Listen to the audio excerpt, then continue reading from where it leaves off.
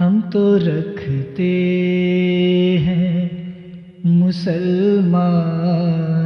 کا دین، دل سے ہے خدا میں ختم المرسلین۔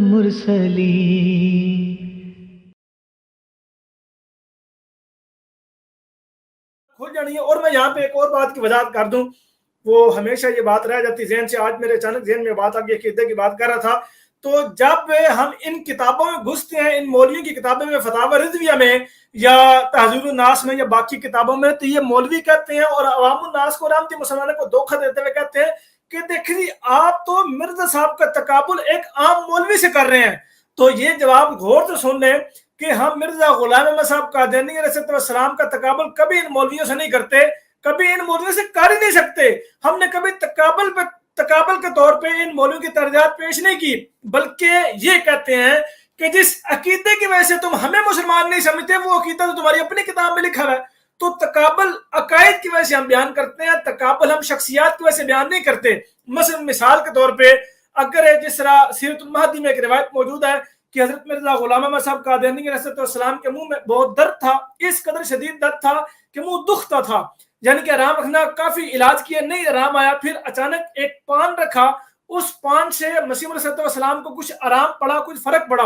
اور پھر وہ پان رکھ کے اسی میں چونکہ کچھ وہ سکون پہنچا، اور اسی پان میں وہ پان رکھ کے نماز پڑھی۔ اچھا، اب یہ ایک روایت ہے، اس روایت کے اوپر ہم جب اب جواب دیں گے تو ہم یہ نہیں جواب دیں گے کہ دیکھیں جی فلاں محلے کا مولوی ہے، اس نے بھی نماز جو ہے وہ منہ میں پان رکھ پڑھی ہے، ہم یہ کبھی تقابل نہیں کریں گے۔ وہ مولوی جن 10 بندے نہیں جان دے، مولوی کا اور ایک امتی ارغار تشریح نبی کا کیا تقابل ہے؟ ہم نے کبھی یہ تقابلی طور پہ بات بیان نہیں کی، بلکہ تقابلی طور پہ ہم یہ بات بیان کرتے ہیں کہ جن عقائد و نظریات کی وجہ سے تم ہمیں مسلمان نہیں سمجھتے، اگر ان عقیدوں کو رکھنے سے مسلمان ہم نہیں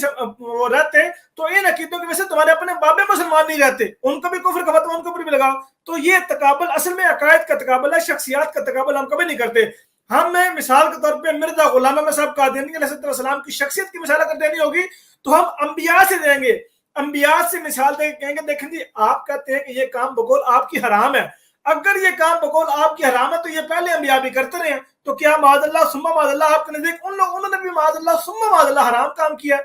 تو اس لیے یہ میرے محترم یہ بات لازمی یاد رکھیے گا کہ ہم کبھی بھی کسی مولوی ان کا مسند بڑے سے بڑا، میں کہتا ہوں کہ شیخ السدیس جس کو سارے مولوی مانتے ہیں کہ جناب یہ امام کعبہ صاحب ہیں، ہم تو ان کے ساتھ بھی مرزا صاحب کا تقابل کرنا پسند نہیں کرتے کہ ان کے ساتھ کیوں تقابل کریں۔ مرزا صاحب تو پھر امت الغار تشریح نبی ہے، ہم تو مرزا غلام صاحب کے جو ان کے وہ خلیفۃ المسیح الخامس ہیں، ان کا تقابل کبھی امام السدیس سے نہیں کریں گے۔ تو مرزا صاحب تو پھر بھی وہ امتی اور غیر تشریح نبی ہے۔ تو یہ امت کو یہ عوام کو دھوکہ دینے کے لیے، اپنی عوام کو چورن بیچنے کے لیے اور احمدیوں کو دھوکہ دینے کے لیے یہ کہتے ہیں جی مرزا صاحب کا تقابل ہم مولوی سے کر رہے ہیں، ہم مولوی سے قطعی نہیں کرتے۔ اس کی میں نے وضاحت بیان کر دی ہے۔ اچھا دری بھائی، میں نے آپ کی میں ابھی یہ پروگرام سننا شروع کیا تھا تھوڑی دیر پہلے، وہ آپ فرما رہے تھے کہ ہم حضرت مرزا صاحب کا اور ان مولویوں کا جو تقابلی جائزہ نہیں کیا کرتے، اس بات کو میں تھوڑا سا آگے بڑھانا چاہتا ہوں۔ جی جی ضرور۔ میری جہاں تک سوچ ہے وہ یہ ہے، بلکہ ہر احمدی اصل میں اسی لیے جب بات بھی کرتا ہے کسی مولوی کا کوئی حوالہ پیش کرتا ہے تو وہ اسی نیت سے پیش کرتا ہے جو میں عرض کرنے لگا ہوں۔ وہ یہ ہے کہ ہم ان کو یہ بتلاتے ہیں بڑے ہی پیار کے ساتھ کہ بھائی جان آپ حضرت مرزا صاحب کی طرف تو چڑھ دوڑتے ہیں اعتراض کرنے کے لیے، جی فوراً آپ کو وہاں پر آپ کے جو جذبات ہیں وہ مجروح ہو جاتے ہیں اور آپ کہتے ہیں او جی مرزا صاحب نے یہ کیسے کہہ دیا، چاہے وہ حتی کہ عیسیٰ کا الزام ہو، چاہے وہ جو مرضی الزام ہو۔ ہم جب اس کے مقابلے پر آپ کے سامنے کسی مولوی کی تحریر پیش کرتے ہیں تو ہم آپ کو یہ یاد کروانا چاہتے ہیں کہ جناب محترم یہ دیکھیں کہ ہم حضرت مسیح موعود علیہ السلام کو اللہ کا نبی مانتے ہیں، ٹھیک ہے جی، اور نبی وہ روحانی دنیا میں سب سے ہائیسٹ سٹیٹس ہے، سب سے ہائیسٹ سٹیٹس۔ اچھا مولوی کا کیا سٹیٹس ہے؟ ظاہر ہے نبی سے تو بہت کم ہے۔ اور ہم یہ آپ کو بتانا چاہتے ہیں کہ دیکھیں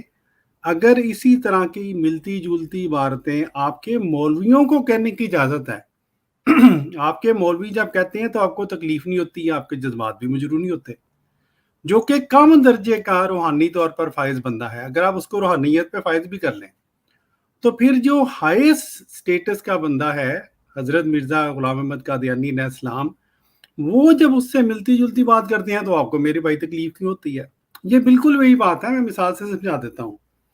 کہ ایک دفتر میں یہ تو اجازت ہو کہ فلاں بات اس دفتر کا چپڑاسی کہہ سکتا ہے،